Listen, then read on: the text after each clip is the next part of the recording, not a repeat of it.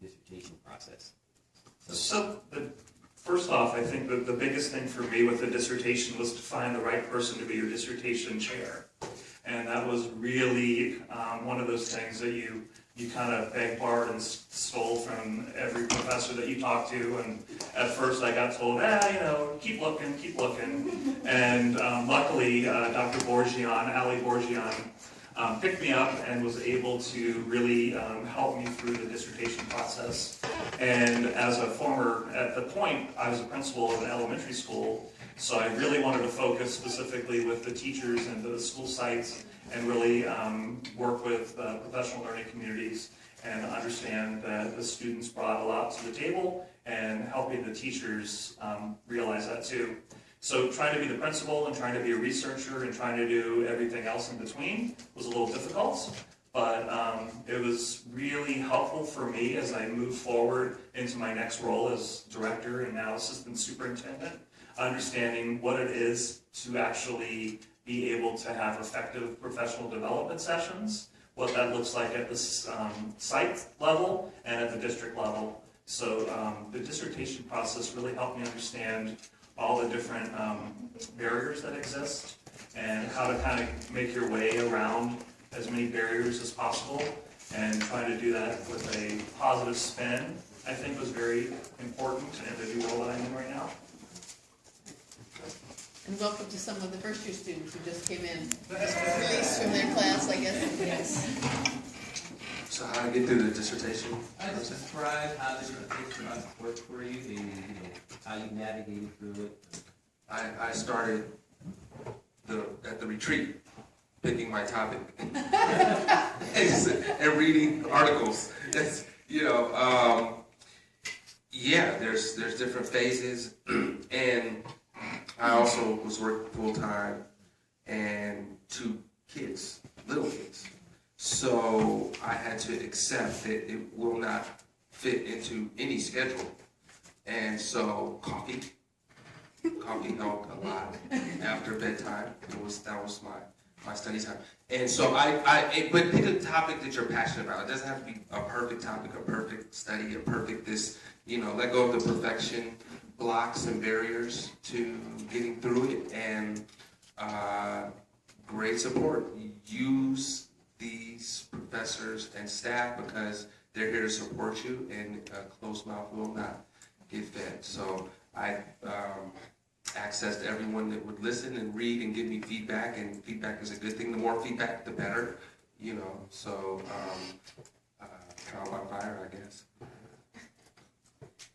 Yeah, I want to echo what Macheo said. I tried to start early and just hammer out a question and then just stick with it. And I actually tried to use every class, if I could, or every paper as another angle with which to look at my educational problem. I forgot to mention in my intro, I looked at women of color in advanced technology education, which is a National Science Foundation funded program in community colleges. And I did a qualitative study. I also found a couple models, especially as I was getting farther along and trying to choose kind of how I was going to write. I found models of dissertations through DIVA and other people that had finished our program that I really liked and that inspired me, and that kind of helped. I would look back at them. I almost kept them by my bedside because they gave me hope of what it could look like and how, okay, this is how a portrait is written, or this is how themes, kind of really get flushed out, and that really inspired me. Also with momentum, I did snowball sampling because I wanted women graduates who actually finished the program and were in technology jobs, and it was super hard to find them. And so to have momentum every step of the way, even if I had a professor here say, well, write down how many people you've contacted, because you're going to put that in your methods, because this is also data that there just aren't many women graduates of these programs, things like that. So just trying to have momentum and asking people for support. I have to say I could not have done this in isolation. It takes a village. And also just knowing that from the proposal to the finish, things change. Like I look back today at my proposal, my conceptual framework was totally different when I ended. So just being putting forward what the best I could do, but knowing that changes, that's cool too. And I actually would also echo what they said in the sense that I was very fortunate to know my dissertation topic from the very beginning. So every class that I took, it was going deeper into my topic. Barbara's class with qualitative, I was looking at qualitative specifically to my topic. When I took a quantitative class, same deal. And so that really helped me. By the time I got into year 3, which is really when we started writing, I already had a lot of my research and even some writing done. So that was very helpful to me. Secondly, I want to emphasize the importance of developing strong relationships with each other.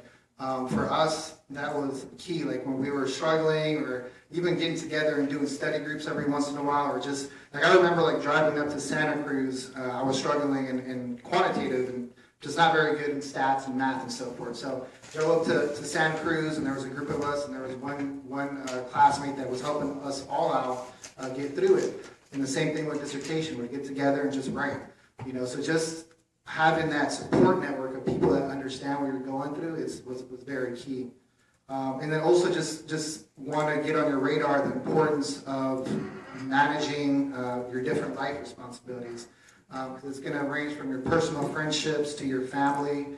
You're not going to be able to be around as much as you were in the past, and some folks may understand that better than others. So just being prepared for that, I think, is important. Let's see. And the other thing, for me, I think going through the dissertation process, I loved my topic, so I was very passionate in reading and doing the research. I would say the hardest part, though, was actually at the end of the second year. Pretty much get in front of your panel. And my panel was Dr. Andrade, Dr. Allison Quintero-Cubales, and Dr. Jamal Cooks. And so I have immense respect for all of them. So I remember I was in front of them, and they were just grilling me question after question after question, to the point where I literally, like at one point, I felt stumped. Like I did not have a response for them. And I remember walking out of that room and thinking, man, I didn't pass. And I vividly remember a conversation I had with Dr. Andrade after it, where he said, you know what, we were intentionally hard on you so you can continue to develop and get used to being in a room where folks are not going to think in the same from the same perspective as the way you think. So you have to be prepared to advocate for our communities in a sense. And he made the comparison to an athlete.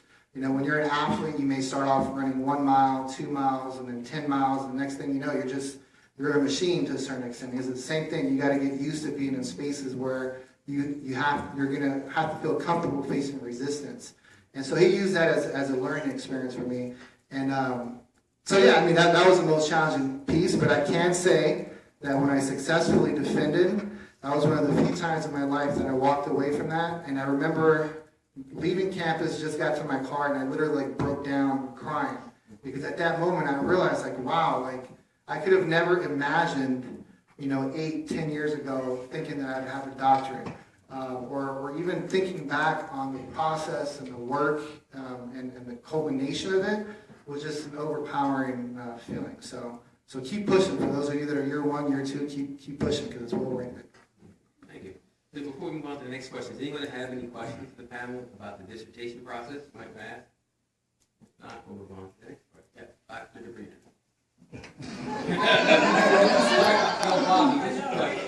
All of a sudden, I just got nervous. So, with Luis's point about the accomplishment of the dissertation, I'm just wondering if the other three of you can talk about what the meaning is of doing this very large study and completing it. What effect that has on how you saw yourself, what the after effects were of this kind of very large project. So I'm going to state the obvious. As an African American male, it was a very positive experience for my community. Taking my kids to their drum class and the instructor announcing to all the parents, he's a doctor. This is Dr. Macheo Payne. And it really became something that it really wasn't a personal achievement at that point. became a community achievement. Aunties, uncles from 10, 15 years ago, step up, take credit, everyone's proud.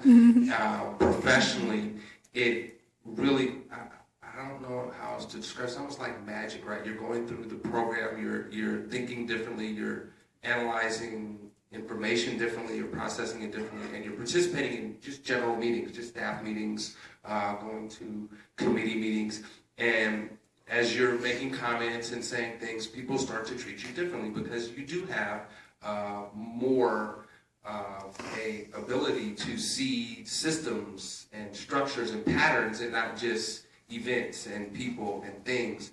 And so it was a gradual process of being promoted in leadership and being asked to be on 50 billion, 11 panels and committees, and I was very selective, but in those spaces, I'm in Oakland, so working with Oakland Unified School District, I was working on my suspension dissertation. At the same time, the district created the first African American Male Achievement Office in the country, and so I had, he wanted to hire me, he wanted to do all this. I said, look, I'll just call and have a conversation with you every week, and was a thought partner to the director and supported the school district greatly, and also provided training and so on and so forth. So it definitely opened up a lot of professional opportunities, as well as increased my confidence and level of proficiency to think at a district level.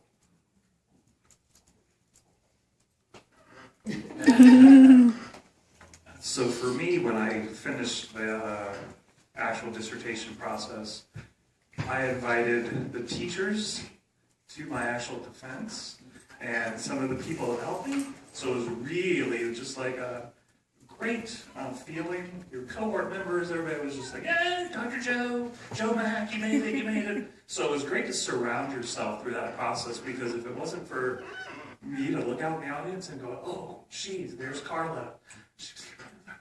Keep going, because I was freaking out. And the questions, but it was just a huge accomplishment. And then they said, well, you got all these edits to do. And I'm like, oh, crap. But you made it through. You got the edits done. And in that process, too, I was also looking for a different job. I literally remember going to a job interview in the morning and having my dissertation defense in the afternoon. And so that was crazy. And I got the job, and I moved. Well, was traveling from Sunnyvale up to Daly City every day, so I got a job closer to where I lived as a principal. So it was great. But it's the relationships, too, that you form not only with your cohort members, but the people that went through this with you. The teachers still meet with me like every year. Oh, remember that article that we had to read? You know, it really helps me understand, to relate to the kids.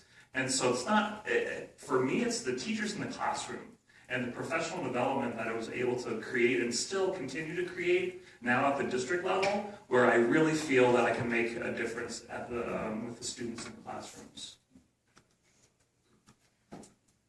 I'm still a little fresh. I finished May of last year, so I think that's why I'm going last.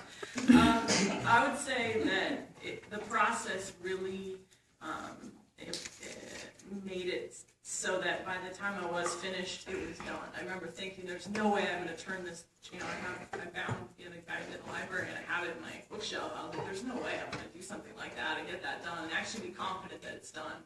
And when I actually got the defense and turned everything in, I was completely confident in what I had done, but it was not for me, it was for the participants and then whose lives have been affected since then, and the programs that have been put into place. So it wasn't overnight for me. I mean, I cried too after my dissertation defense, but it was something that, again, the respect and all that came immediately in the title, but it was something that has taken time to also realize that, oh wow, like I own this, I did this, this is something I'm proud of, and owning that, because all of a sudden overnight you have this, it's done, and people are like, oh, you're done, but you also have to come into that a little bit, and I'm there. It's taking a little bit of time of just, taking that job interview, taking those moments to really say, okay, this is it, this is mine, I own this, these are my ideas, and that's a pretty big feeling.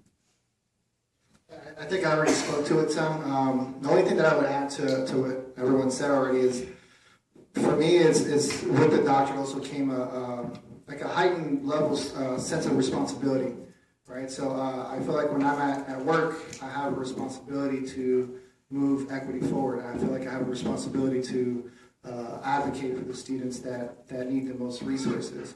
So, as that saying goes, more education, more responsibility as well. So I guess Bob wants to see my second question over here. So if anything else you guys want to add about how the dissertation of the EDD has an impact on your present-day work? I mean, you kind of talked to it already, but maybe specifically how it affects how you do your job today, we're going to get to getting the position later, but just how you leverage the EDD dissertation in your current position. So for me, it has a lot of implications. So just to give a little bit of background about what dissertation was, mine was it was titled Breaking Barriers, the Educational and Social Transformational Experience of Latino Males. And so it was pretty much a qualitative study on 4 Latino youth that were on the verge of dropping out of high school, that eventually ended up graduating from higher education and returning to their communities as advocates. And so for me, even though my dissertation was based on looking at the experiences of 4 Latino males, the factors that I have learned through my dissertation has a wide range of implications for the work that I do now. Even when you think of hiring practices, like 2 of the key facilitators that came across in my research was the importance of students developing their critical consciousness and the importance of students identifying a clear, bigger purpose for their education. So when I hire faculty or staff, I'm very intentional about asking questions to be able to determine their level of critical consciousness and their ability to help students identify their bigger purpose. So that's just one example. Like when I think of program development, again, I'm very intentional about developing programs that are in alignment with the pillars that I saw came through in my dissertation. And right now I'm the Interim Dean of Counseling, so even when I work with my counseling faculty, like recently, we've gone through a discussion on equity and what does equity look like from a counseling perspective, and being able to take that over into our counseling pedagogy as well as our instructional pedagogy. So an exercise that we did is to explore different instructional pedagogies and select 2 that were in closest alignment with the philosophies and values that we have as a division. And so for one of those, thankfully happened to be culturally relevant pedagogy.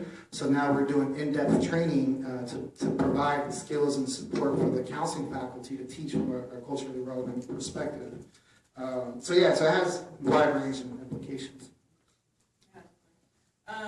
Yeah, I would say, when I was thinking about this question, I would say I'm able to engage my colleagues on thinking about equity and social justice for all of our students and teachers, and I feel like sometimes don't say this too loud, but sometimes I'm that only voice on my specific team, and so I feel like I would not be able to bring them Duncan Andrade's book or bring them different papers and really engage on these ideas that I had learned in this program if I hadn't in depth really sink my teeth into those through the classes, through my dissertation. So that's huge. Just being able to read different papers and being able to scan those, because I work a lot of the time we're working on academic papers and citing those, things like that. So being able to really be able to look at those critically and share those with colleagues. And then on the level that I get to work with teachers, kind of similar to what you're talking about, the themes in my study,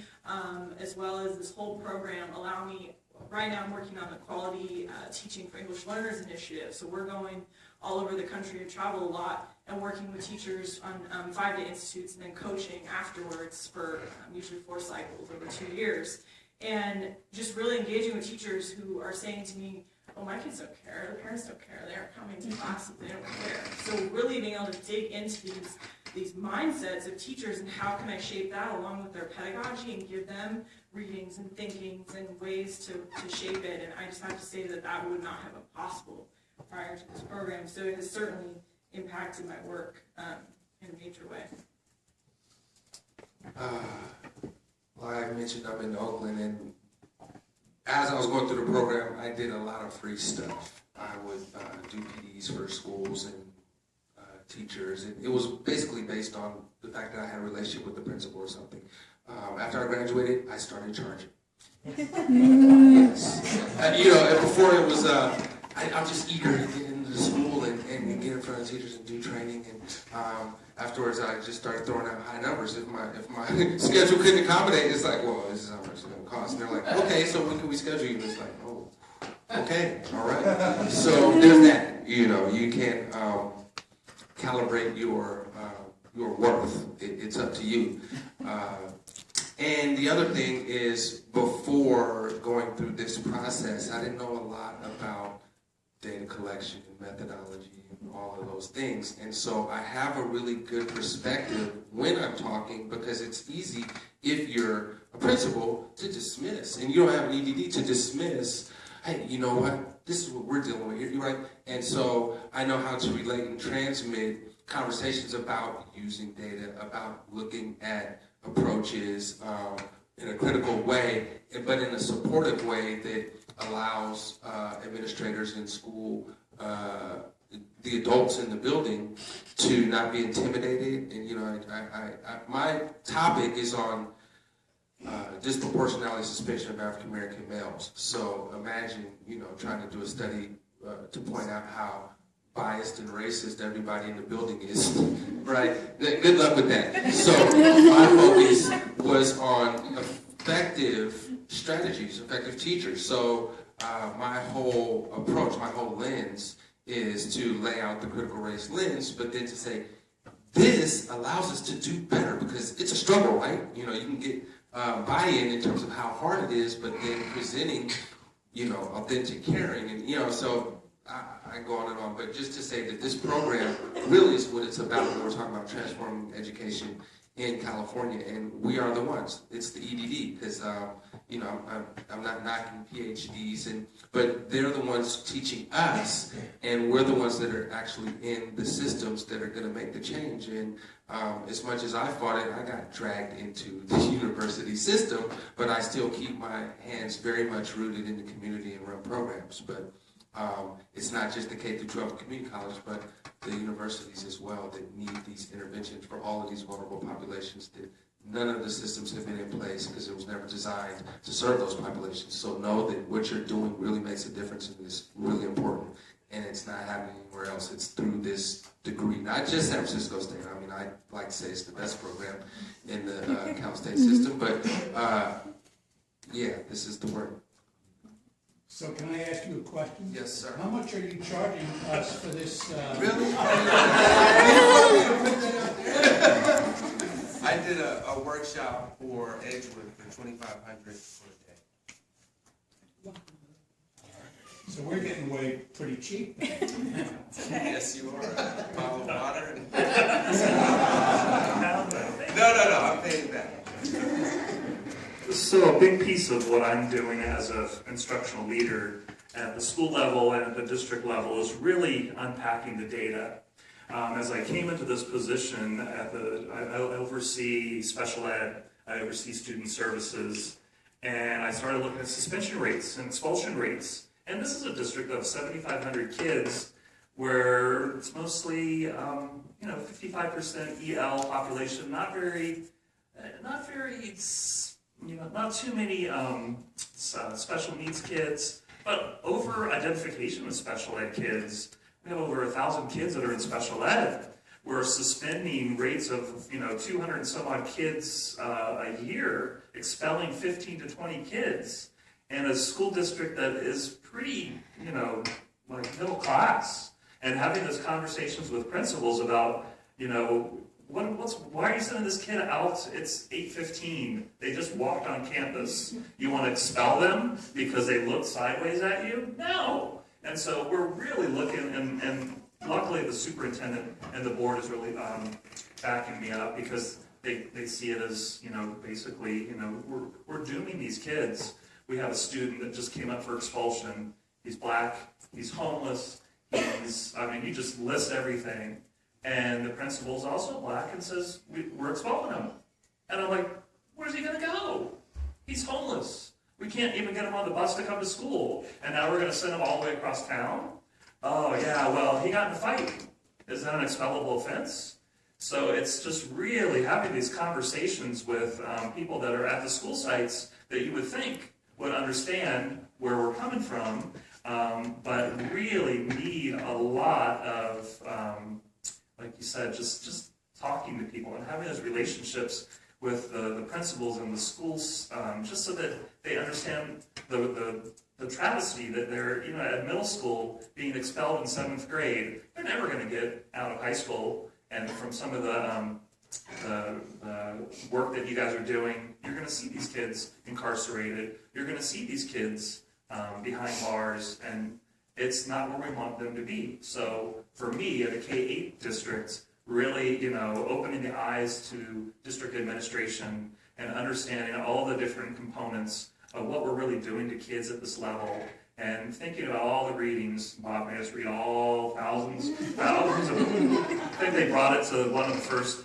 this thousands of pages, and it's like, good, we read the thousands of pages, and now we're going to do something about it. And I think that's part of where my cohort and I are, really still very much in touch with each other. But they're doing a lot of really great things, and to hear the powerful things that they're working on and how we're supporting each other still, like 4 years later, it's a really great thing. So. All right, I have to tell you, I'm not assigning thousands of I just want to make it clear to everybody. You did make them optional now, some of them. It's like 999 now. You asked the first year students, they will tell you. Yeah, how about the 3rd year, Bob? You've written about last question about career. So maybe just you can talk about some of your insights, advice, and even your reflections about leveraging the EDD and the dissertation in terms of building networks, planning and moving your career. And I would also be like to hear if you can maybe get some specific advice for each of the different cohorts, like maybe what we should think about the 1st year, 2nd year, compared to 3rd year.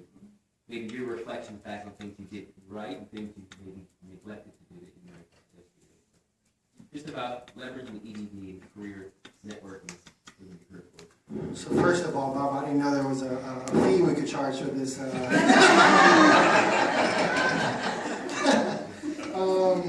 I would say that the first thing to keep in mind is that your network is actually here in the room.